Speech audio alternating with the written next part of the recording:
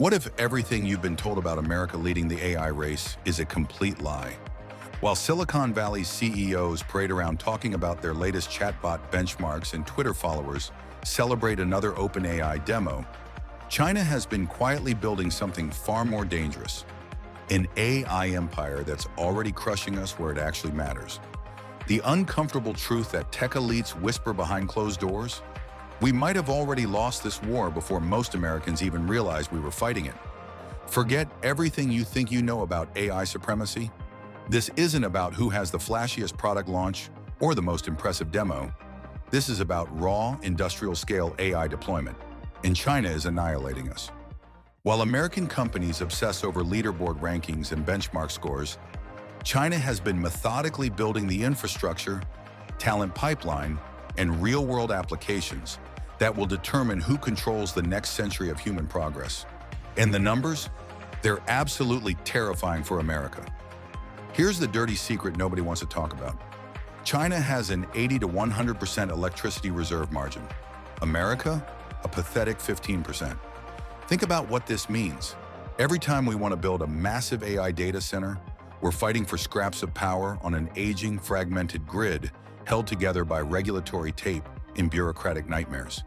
Meanwhile, China can drop AI facilities anywhere they want, thanks to 34 ultra-high voltage transmission lines that make our infrastructure look like an embarrassment. This isn't some minor technical detail. This is the foundation of everything. Artificial intelligence runs on electricity, and China has far more capacity than we do. While we're rationing power and fighting environmental reviews, they're scaling AI operations without breaking a sweat. But energy is just the beginning of our problems. China doesn't just talk about AI integration, they've weaponized it across their entire industrial base. Three key industries, electric vehicles, lithium-ion batteries, and solar panels, tell the whole story.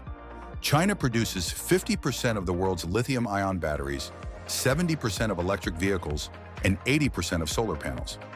These aren't random manufacturing statistics. These are AI-driven industries where machine learning optimizes everything from production lines to supply chains to quality control. Companies like BYD and CATL together control 55% of the global electric vehicle battery market.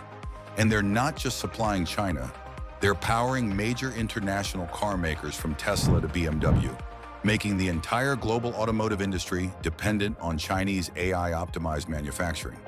But BYD isn't just making cars. They're integrating DJI drone platforms into vehicles, creating this terrifying fusion of automotive, robotics, and consumer electronics that American companies can barely comprehend, let alone compete with. And get this, China already has over 30,000 smart factories running AI-driven automation. 30,000. We're still debating whether AI will replace jobs, while China has already built an economy around the assumption that it will. This creates a vicious cycle where industrial strength supports AI development and AI advancement further strengthens industry.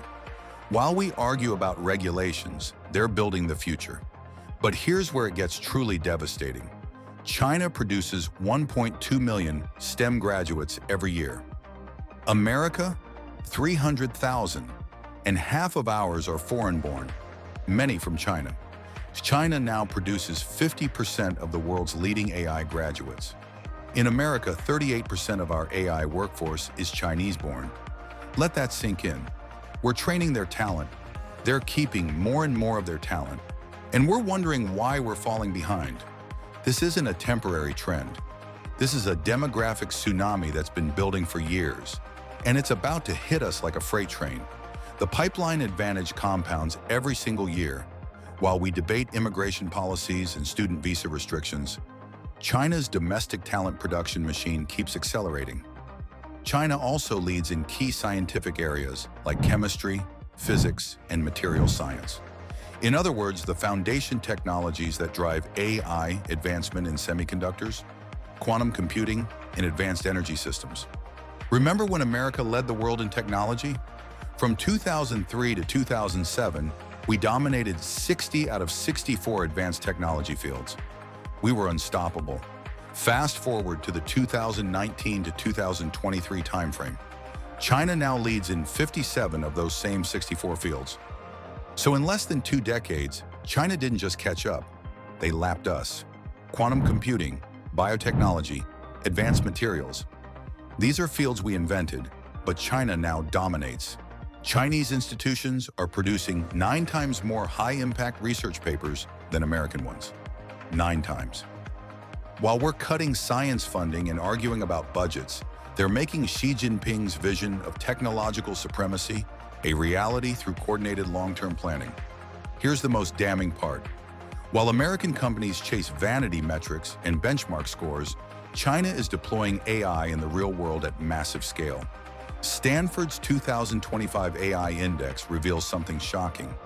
83% of Chinese citizens see AI as more helpful than harmful. In America, it's only 39%. Why?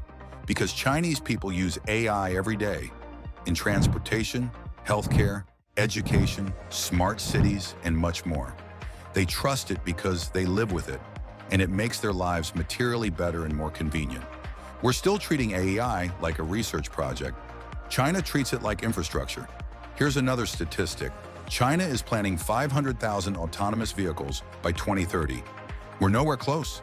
They're building robo-taxis while we're building PowerPoints. But what about our chip sanctions, you might ask? Surely we've slowed them down. Yes, to a point.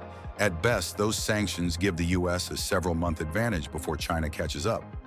Lack of advanced computing chips is still DeepSeek's biggest challenge, according to its CEO, and the US may still lead for the years to come. But China's economic progress in the last 50 years demonstrates that it catches up eventually, no matter the challenge. Case in point, when TSMC parts showed up in Huawei's new chips, it exposed the fundamental weakness of our sanction strategy. China is too integrated into global supply chains to be truly isolated. They'll always find workarounds while building domestic alternatives. Our sanctions aren't stopping China. They're forcing China to become self-reliant, which makes them more dangerous, not less. And as we debate technical minutiae in boardrooms, China is weaponizing AI for cyber warfare at a scale that should terrify every American. Chinese military hackers aren't just stealing data. They're compromising critical infrastructure, telecommunication systems, and government networks using AI-driven methods that our defenses can barely detect, let alone stop. These hackers are installing ransomware and creating hidden access points across American systems. This isn't random cybercrime. This is state-backed digital warfare combining traditional hacking with AI capabilities.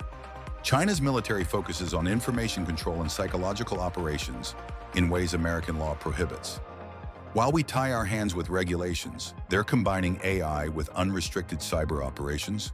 China's AI advantage isn't about hyper-marketing, it's about infrastructure, talent, and long-term strategic vision executed with ruthless efficiency. While America celebrates flashy demos and argues about AI safety, China has built the energy grid, industrial ecosystem, talent pipeline, and real-world applications that will determine who controls the future. The race isn't over, but the momentum has shifted dramatically.